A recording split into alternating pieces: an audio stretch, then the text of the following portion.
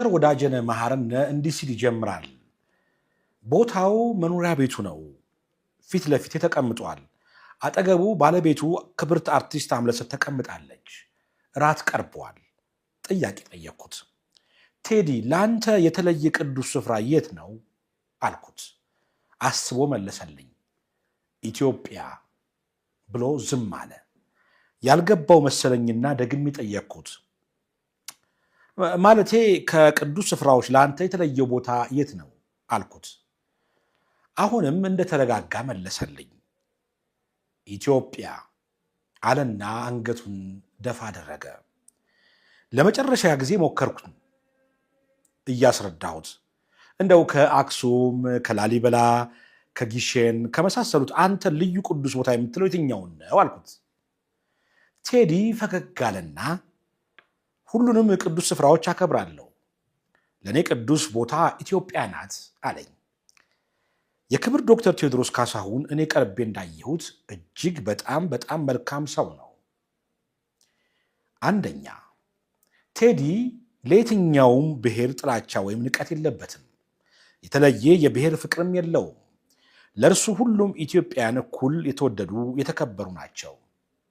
ሁለተኛ፣ ቴዲ አፍሮ የሚተማመነው በችሎታው በዝናው ወይም በገንዘቡ አይደለም።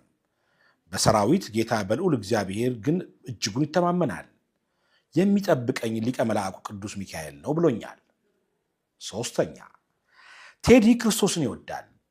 በሳሎኑ ግድግዳ ላይ የተሰቀለው የዓለም መድኃኒት ኢየሱስ ክርስቶስ በትልቁ ተስሏል። ቴዲ ያንን ስዕል እያየ ይተርከዋል፣ ይገልጠዋል። የጌታ እናትም የልብ ወዳጁ ናት። አራተኛ፣ ቴዲ አፍሮ መዝሙር ያዳምጣል። የሚወዳቸውን 2 የድሮ መዝሙሮች ከፍቶ አሰምቶኛል። በራሱ ሃይማኖት ባይደራደርም ለሁሉም ሃይማኖቶች ክብር አለው። በራሱ ሃይማኖት ያሉትንም የገዳም አባቶች ያከብራቸዋል፣ ይሰማቸዋል። አምስተኛ፣ ቴዲ ሲናገር ቁጥብ ነው። ቃላት አያባክንም። በሚገባ አስቦ ነው የሚናገረው። ቃላቶቹን ያሻቸዋል፣ ያሽሞነሙናቸዋል። አጣፍጦ አሳምሮ ቀምሮ ያወጣቸዋል። ቴዲ ሲያወራ መስማት እንደ ሙዚቃው ነው። ስድስተኛ፣ ቴዲ አፍሮ ለትዳሩ ታማኝ ነው። አምለሰትን በስስት ዓይን ያያታል። እርሷም ሳራ አብርሃምን ጌታዬ ብላ እንዳከበረችው ባሏን በፍቅርና በክብር ትንከባከበዋለች። ባልና ሚስቱን በቤታቸው ማየት፣ በፍቅር ሲያወሩ መስማት እጅግ ደስ ያሰኛል። ሰባተኛ፣ ቴዲ ያለውን ዝና የሚያውቅ አይመስልም ወይም ትኩረት አይሰጠውም። ስለ እሱ ለማውራት ስሞክር ወሬውን ፈጥኖ ይቀይረዋል። መሞገስን ይሸሻል። በጣም ትሁት ነው። ዝምተኛነቱ ኩሩ ሊያስመስለው ይችላል። ግን ቴዲ ኩሩ አይደለም። ሰውን በሁለት እጁ የሚጨብጥ ጎንበስ ብሎ እጅ የሚነሳ ጨዋ ሰው ነው። ስምንተኛ፣ ለቴዲ ሙዚቃ ሕይወቱ ነው። በጣም ከፍተኛ የሙዚቃ ክህሎት ወይም ሚውዚካል ኢንተለጀንስ እንዳለው ይታወቃል። ኑሮው ከቤቱ ወደ ስቱዲዮ፣ ከስቱዲዮ ወደ ቤቱ ነው።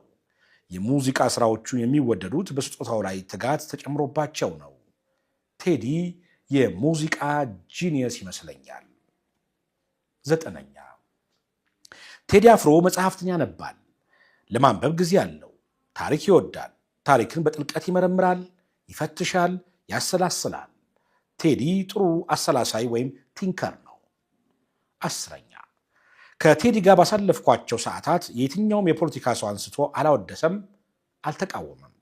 ፖለቲካዊ አስተያየቶችን ሲሰጥ አልሰማሁትም። 11ኛ፣ ቴዲ አፍሮ ቀርበው ሲያዩት በሚዲያ ከሚታየው በላይ ልዩ ሞገስ፣ ውበትና ክብርን የተላበሰ ሰው ነው። ጃኬት በቲሸርትና በጅንስ ለብሶ ዘውድ የጫነ ካባ የደረበ በትረ መንግስት የጨበጠ ንጉሥ ይመስላል። 12ኛ፣ ቴዲ ሐሙስ ከሚወጡ ስራዎቹ ሀገራዊ የሆኑትን 2ቱን ከፍቶ አሰምቶኛል። እጅግ በጣም አስደናቂ ናቸው። ለሀገርና ለሕዝብ ያለውን ፍቅር የሚያንጸባርቁ ታሪካዊ ስራዎች ናቸው። የክብር ዶክተር ቴዎድሮስ ካሳሁን ስራውን እንዲሰራ እንፍቀድለት። ቴዲን መጥላት ይቻል ይሆናል፣ በቴዲ መጠላት ግን አይቻልም። ንጹሕ በሆነው ልቡ ውስጥ ጥላቻ የለም፣ ፍቅር ያሸንፋል ሲል በፍቅር ተሞልቶ ነው። ማንንም የመጉዳት አቅም የለውም። ወንድማችንን ያለ ልዩነት እንቀበለው። ሊወደድ፣ ሊደነቅ፣ ሊከበር የሚገባው ስጦታችን ነው። እንግዲህ ተመልካቾቻችን ዶክተር ወዳጄነህ መሐርነ የሰጣቸው 12 ምስክሮች ይመስሉ ነበረ። ይህ